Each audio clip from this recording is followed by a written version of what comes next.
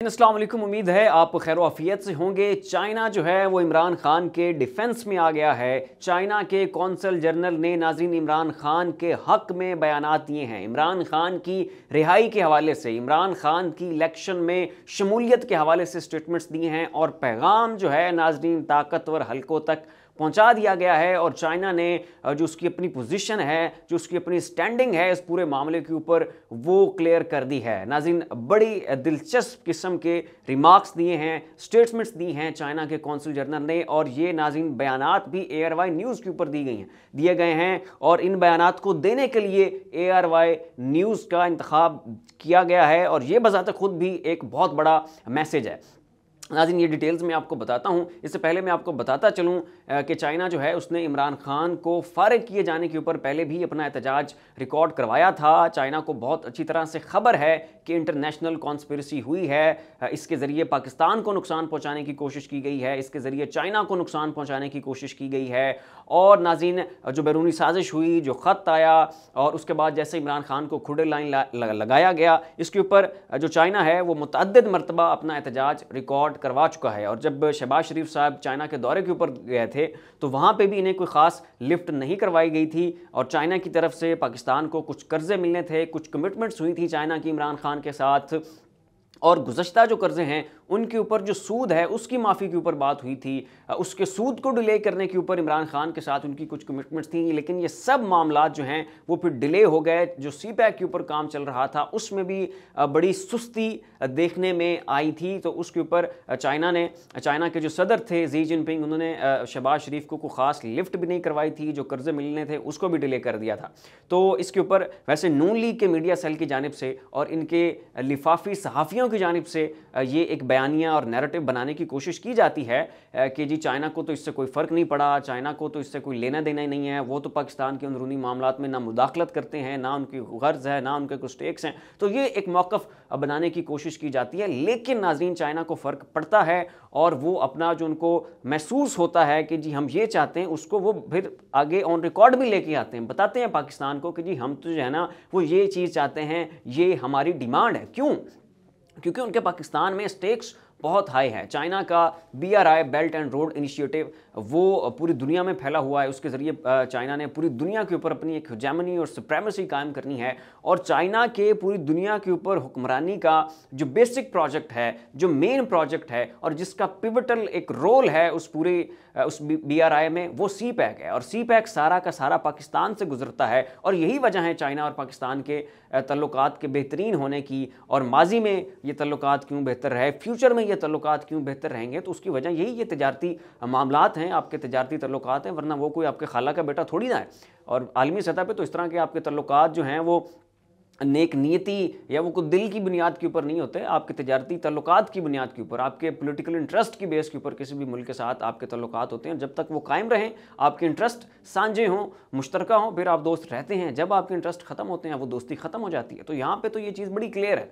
तो इसके ऊपर अब नाज़रीन जो चाइना के कौंसल जनरल हैं उन्होंने ARY न्यूज़ को जो है उनके रिपोर्टर को इंटरव्यू देते हुए कहा है, उन्होंने अपनी बात का आगाज़ गज़ा से किया और उन्होंने कहा कि गज़ा के मुसलमानों के ख़िलाफ़ जुल्म हो रहा है और हम इसराइल के जंगी जराइम की मज़म्मत करते हैं। और उसके बाद उन्होंने कहा कि नवाज शरीफ जो पाकिस्तान में तशरीफ़ लाए हैं ये पाकिस्तान के अंदरूनी मामला, इससे हमारा कोई लेना देना नहीं। लेकिन ये सुनिएगा, उन्होंने कहा कि पाकिस्तान में इंतखाबात जो है ये शफाफ होने चाहिए, ये आज़ादाना होना चाहिए और जो है तमाम तर जमातों को आप ऑन बोर्ड लें। और अगला स्टेटमेंट सुनिएगा, उन्होंने कहा कि जो CPEC है ये ख़तरे में है। अब नाज़रीन कौन सी जमात है जिसको इंतखाबात से फारिग कर दिया गया है? तहरीक इंसाफ। कौन सी जमात है जिसे डर है कि इंतखाबात में धांधली होगी? तहरीक इंसाफ। और नाज़रीन किस जमात को खुडे लाइन और किस हुक्मरान को खुडे लाइन लगा दिया गया है? इमरान खान और उनकी जमात, उन्हीं को ही ऑन बोर्ड नहीं लिया जा रहा, जाहिर है। तो फिर साथ उनका ये कहना है कि जी CPEC ख़तरे में। तो अब इससे कितना एक ज़्यादा वो मैसेज जो है वो इसको क्लियर करें और कैसे एक इनडायरेक्ट वे में वो अपने मैसेज को पहुँचाएं। उन्होंने तो बिल्कुल वाशगाफ अंदाज में कह दिया कि सब जमातों को ऑन बोर्ड ले। यहाँ पे उनका इशारा सीधा इमरान खान और उनकी जमात की तरफ है। फिर उन्होंने कहा कि इंतखाबात को शफाफ करवाएं। यहाँ पे भी उनका वो इमरान खान का जो एक कंसर्न है उसी को वो पॉइंट आउट कर रहे हैं। और फिर उनका ये कहना कि CPEC ख़तरे में है। और मज़ीद उन्होंने कहा कि जो सी पैक है इसके खिलाफ बैरूनी ताकतें सरगर्म हैं। वो नहीं चाहती कि सी पैक जो है वो एक कामयाब मंसूबा हो, और ये नहीं चाहते कि पाकिस्तान और चाइना के ताल्लुकात जो हैं वो ठीक तरह से जारी रहें। और ये इसके ऊपर उन्होंने कहा कि ये सारी मुहिम बेबुनियाद है और नासमझी पर मबनी है और इन सब को कोई खातिर खा नताइज हासिल नहीं होंगे। तो अब नाज़रीन ये सारी स्टेटमेंट उनके ऊपर उनकी जो है वो मैंने आपके सामने रख दी है। अब इससे आप खुद अंदाज़ा लगा लें कि कितना क्लियर एंड लाउड मैसेज जो है वो चाइना ने एक इनडायरेक्ट वे में जो है वो पाकिस्तान के ताकतवर हलकों को जो है वो पहुंचा दिया है कि चाइना यहाँ पे क्या चाहता है, चाइना की इस मामले के ऊपर क्या ख्वाहिश है। दूसरी तरफ नाज़रीन अगर आप आएँ तो जो इलेक्शन करवाने का मामला है इसके ऊपर सुप्रीम कोर्ट में समाअत थी, और जो है गुज़श्ता दिनों और उसके ऊपर जो है जस्टिस फाइज़ ईसा हैं उन्होंने इस केस को जो है वो टेकअप किया हुआ है। तो इस केस के दौरान जो है वो जो सरकारी वकील हैं उन्होंने बयानात देते हुए कहा कि जो सदर आरिफ अलवी हैं इनके पास ये आईनी इख्तियार था कि ये इलेक्शन की डेट दे सकते थे, लेकिन इन्होंने इलेक्शन की डेट नहीं दी, इसके ऊपर इनके खिलाफ कानूनी कार्रवाई की जाए। ये नाज़रीन एक नया लतीफ़ा मंजर आम के ऊपर आया। तो मैं याद दिलाता चलूँ कि ये वही सदर आरिफ अलवी हैं कि जिन्होंने इलेक्शन कमीशन को ख़त लिखा था कि आएँ आप मेरे पास आएँ, हम बैठते हैं और इलेक्शन की डेट फाइनल करते हैं। तो उसके ऊपर इलेक्शन कमीशन ने फिर ख़त लिखा था कि जनाब आप कौन होते हैं हमें इलेक्शन के लिए बुलाने वाले, आपके पास तो ये इख्तियार ही नहीं है। मुल्क का आइन जो है वो इलेक्शन कमीशन को इख्तियार देता है कि इसने जो है वो इंतखाबात की डेट अनाउंस करनी है। हालांकि नाज़रीन इलेक्शन कमीशन ने यहाँ पे गलत बयानी से काम लिया, ये इख्तियार मुल्क के सदर के पास होता है। लेकिन उसके बावजूद सदर ने इलेक्शन कमीशन के खिलाफ कोई कार्रवाई करने से या किसी किस्म के सख्त बयानात देने से गुरेज किया, क्योंकि वो नहीं चाहते थे कि सदर की जानिब से इलेक्शन कमीशन के खिलाफ जो है वो कोई बयानात आएँ या मामला मुतनाज़ा हो या सदर और इलेक्शन कमीशन के दरमियान जो है वो रिफ्ट क्रिएट हो और मुल्क की सियासी फ़िज़ा जो है वो मज़ीद ख़राब हो। तो सिर्फ उस एस्केलेशन को अवॉइड करने के लिए सदर ने जो है वो मज़ीद जो है इन मामलात को नहीं रगेदा। और यहाँ पे इस चीज़ की तरफ कोई नहीं इशारा करेगा कि इसी अदालत ने ये फैसला दिया था कि आप फलां डेट को जो है वो पंजाब और KPK में इलेक्शन करवाएं, और उसके ऊपर सदर ने भी कहा था कि मेरी तरफ से भी यही डेट फाइनल है, आप इसके ऊपर इलेक्शन करवाएं। लेकिन इसके ऊपर ना जो है वो इलेक्शन कमीशन के ऊपर कोई तौहीन अदालत की कार्रवाई होगी, ना उस वक्त की गवर्नमेंट जो कि PDM की थी उसके ऊपर कोई कार्रवाई होगी, ना ही जो आपका निगरान सेटअप है जिसने इन इलेक्शंस को जो है वो उसका वो ताख़ीर की हुई है और गैर आइनी तरीके से ये 90 दिनों से जनाब कितना तजावुज़ कर चुके हैं।